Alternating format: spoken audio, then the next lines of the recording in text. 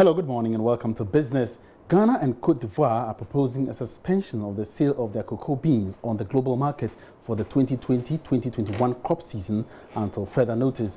This is because there are indications that global buyers of cocoa beans are not keen on adopting a floor price for cocoa. Sources at the Cocoa Board say the proposed suspension by the world's top 2 cocoa growers is aimed at putting pressure on the stakeholders. Chief Executive of Cocoa Board, Joseph Boahen Edu, gave a hint in an interview with Joy Business at the opening of a maiden stakeholder engagement on farmers' income in Accra.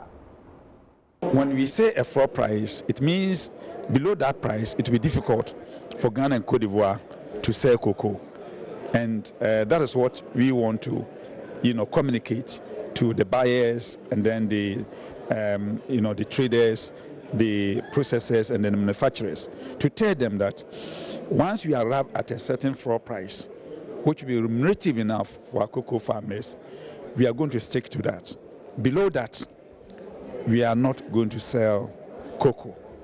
And we've actually, our technical people, both Ghana and Cote d'Ivoire, have worked out what, will go into that living income.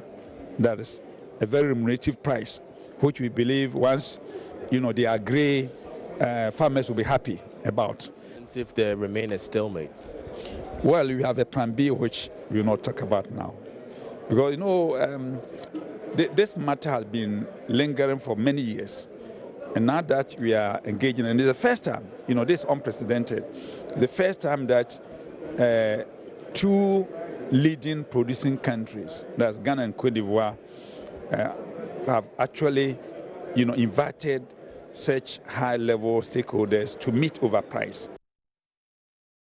Meanwhile, an economist with data bank Courage Boti has described the move as a step in the right direction. He told Joy Business the decision will impact positively in the long term, not only to farmers, but the economy as a whole. Inflation has been consistent, currency depreciation has been consistent, and the pockets of these farmers always take a hit from some of these developments. Yeah, so price cannot increase on the market because how much government earns is what they also transmit, or a portion of it is what they transmit to the farmers. And then so if prices are not increasing, logically, you can't increase the farm gate prices also. And the argument have been that, and IMF even supports this to a large extent, that Ghana should have been reducing cocoa prices at the farm gate, given the prevailing market prices.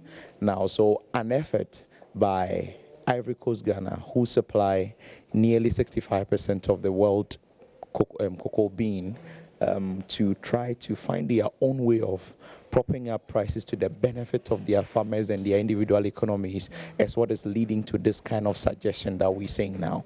What they are trying to do is akin to what OPEC does, control the amount of supply on the market, because essentially the price distortions we're seeing, or the price tumbling on the market, is as a result of oversupply. Yes. Cocoa beans have been oversupplied on the market. Confectionery demand is going up all the same, but then the market is still oversupplied. So a way of restricting that supply on the market to some level, to proper prices to the level you desire. I think what they're looking towards doing now is having a certain minimum level price notional that they have in their mind, beyond which they will not supply to the market. So maybe if the price is just around that or below that, they reduce how much they put on the market significantly.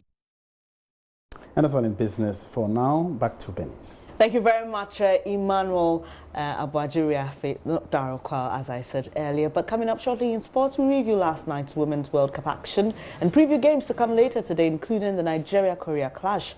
Do stay.